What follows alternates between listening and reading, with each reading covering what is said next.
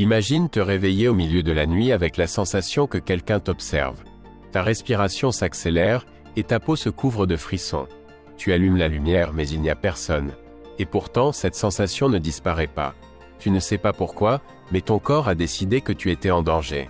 Il n'y a aucun bruit, aucune ombre, aucune trace. Et pourtant quelque chose en toi crie de fuir. Que pourrait-ce être? Un souvenir enfoui, un signal que l'esprit a tenté de cacher sous des couches d'oubli, mais que le corps n'a jamais oublié. Ce trouble étrange que tu ne comprends pas pourrait n'avoir aucun lien avec le présent, mais avec une blessure que tu portes depuis des années, une blessure sexuelle. Elle ne naît pas toujours d'une violence explicite ou de scènes de films d'horreur. Parfois, c'est un commentaire déplacé, une main qui reste posée trop longtemps, un regard qui traverse la peau comme un frisson. Ou peut-être des années de phrases chuchotées avec autorité, « Ne te touche pas, ce n'est pas bien » ou « Tais-toi et ne dis rien ». De petites entailles sous la peau émotionnelle qui, cumulées, détruisent ta façon d'aimer et de désirer. La blessure sexuelle est comme un voleur qui entre chez toi et dérobe quelque chose dont tu ignorais même l'existence. L'innocence du désir, la pureté du corps comme lieu sûr. Souvent, tu ne réalises pas que ce voleur est passé jusqu'au moment où tu essaies de t'offrir à quelqu'un et que tu découvres qu'une part de toi résiste, qu'elle ne veut pas ouvrir la porte. L'amour se confond avec la soumission, le désir se mêle à la peur et sans t'en rendre compte, tu deviens un champ de bataille. Tu ne le ressens pas les jours calmes, mais tu le sens quand quelqu'un s'approche trop. Tu le sens lorsqu'une caresse qui devrait être plaisir se transforme en menace. Tu le sens quand tu te surprends à simuler, non pas le plaisir, mais la sécurité, quand tu réalises que tu fais semblant d'aller bien, alors qu'en réalité tu es figé. Cette blessure se déguise en prudence, en « je ne suis pas du genre à me laisser aller facilement ». En « le sexe ne m'intéresse pas tant que ça ». Mais derrière le masque, il y a une décision.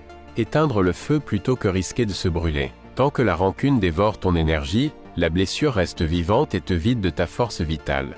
Il ne s'agit pas de redevenir comme avant, mais de renaître avec une énergie sexuelle pure, tienne, sans chaîne. C'est seulement lorsque tu l'embrasses sans peur qu'elle cesse de te diriger.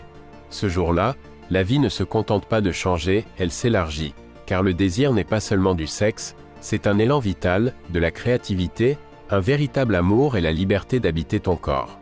Le problème, c'est que cette blessure ne vit pas isolée. Elle s'infiltre partout, même là où tu penses qu'elle ne peut pas aller. Elle modifie ta façon de dire non, de dire oui, de poser des limites. Au début, c'est un écho silencieux, puis elle devient la cage de ton identité. Tu grandis en croyant que ta valeur vient de ce que tu donnes et non de ce que tu es. Tu commences ainsi à demander la permission pour tout et à chercher des validations pour désirer. Souvent, tu ne cherches pas l'amour, mais la répétition. L'inconscient te pousse vers ce qui t'est familier, même si c'est toxique. Ce n'est pas que tu veuilles souffrir, mais tu crois refermer le traumatisme en le revivant, alors que tu ne fais que l'alimenter.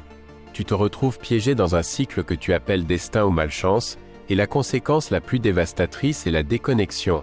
Tu vis à moitié, absent, comme si tu regardais ta vie depuis une fenêtre. Tu ne touches vraiment ni les autres ni toi-même.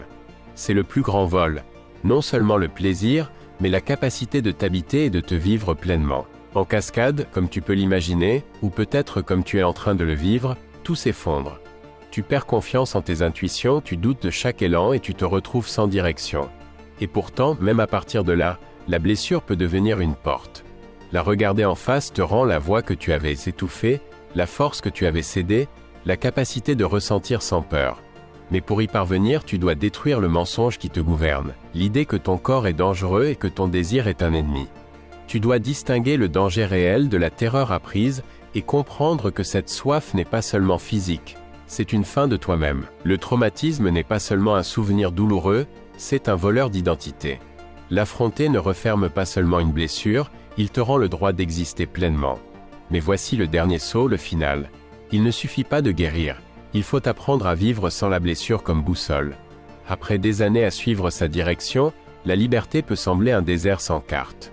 Tu n'as plus les murs qui te définissaient, ni l'excuse de la douleur pour chaque choix. Guérir, ce n'est pas revenir en arrière, c'est devenir quelqu'un qui n'a jamais existé. Quelqu'un qui sait toucher et se laisser toucher, qui découvre le plaisir sans culpabilité et l'amour sans chaîne. Beaucoup chutent à ce stade. Ils pensent que guérir est une destination alors que c'est un voyage continu. Chaque pas vers la liberté révèle des blessures que tu croyais fermées. Le traumatisme est malin. Il se cache dans de petits gestes, dans des silences gênés, dans des regards évités.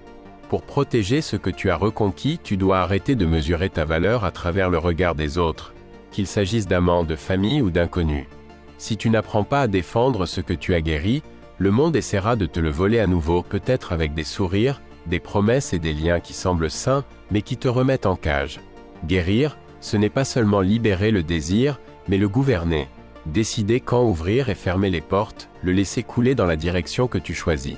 Ton énergie sexuelle est bien plus que du sexe. C'est la créativité, l'élan pour t'exprimer et te connecter avec la partie la plus profonde de toi. Quand tu te l'appropries, elle cesse d'être un champ de bataille et devient une terre fertile, un lieu sans peur où l'amour et le désir se rencontrent sans masque. La véritable victoire n'est pas que le passé ne fasse plus mal, mais qu'il ne salisse plus le présent. C'est le moment où tu arrêtes de survivre et commences à vivre. Il y a un pouvoir caché dans tout cela, non pas sur les autres, mais sur toi-même. Le traumatisme sexuel te convainc que tu n'as aucun contrôle, que ton corps et tes émotions dépendent des autres. Ainsi, tu deviens un territoire sans frontières, où n'importe qui peut entrer et faire ce qu'il veut. Reprendre ton pouvoir est un acte de rébellion. Décider que ton corps n'est pas public, que ton plaisir n'est pas une dette, que ton nom n'a pas besoin d'explication. Ce n'est pas simple, car cela signifie réécrire les règles gravées lorsque tu étais vulnérable, défier le conditionnement qui t'a appris à céder plutôt qu'à résister, briser le schéma dans lequel le désir des autres comptait plus que le tien. Et cela commence loin du lit, dans ta façon de parler, dans la manière dont tu occupes l'espace, gères ton temps et décides qui mérite ton énergie. La blessure sexuelle guérit avec le temps, et lorsque le pouvoir revient entre tes mains, tu commences à choisir avec abondance. Tu ne cherches plus à être validé. Tu partages parce que tu le veux, pas parce que tu en as besoin. Tu n'acceptes plus les miettes déguisées en passion, tu connais la valeur de ta flamme. Mais cela, souviens-toi, te rend inconfortable pour ceux qui étaient habitués à ta soumission.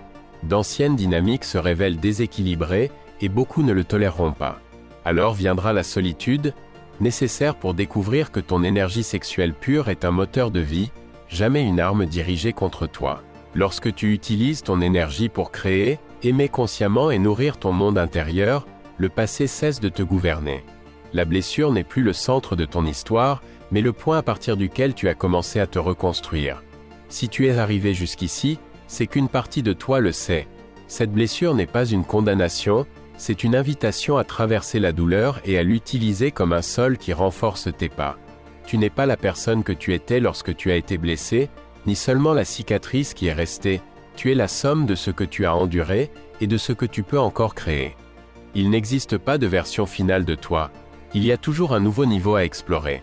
Chaque fois que tu protèges ton énergie, que tu t'approches de quelqu'un par choix libre et non par besoin, que tu dis un vrai oui ou un non ferme, tu es en train de réécrire ton histoire. Le miracle, ce n'est pas d'oublier, mais de se souvenir sans douleur, d'aimer sans se brûler et de désirer sans chaîne. Ce vide que tu ressens aujourd'hui peut devenir l'espace où fleurira ce que tu as toujours voulu être. C'est à toi de le remplir de peur ou de pouvoir. Si ce voyage a remué quelque chose en toi, abonne-toi, car nous continuerons à arracher d'autres masques. Et la phrase que je te demande d'écrire dans les commentaires est une phrase que toi seul peux comprendre, un signe qui te rappelle qu'ici ton histoire a changé. Peu importe si les autres ne comprennent pas, au contraire, tant mieux. Ce sera ton témoin silencieux et incompréhensible qui témoignera à toi et rien qu'à toi que tu as décidé de reprendre ce qui t'appartient. Et maintenant je te laisse, et la porte est ouverte. Tu peux la franchir ou non, mais maintenant que tu as entendu ces mots, tu ne peux plus prétendre ne pas savoir où se trouve la sortie.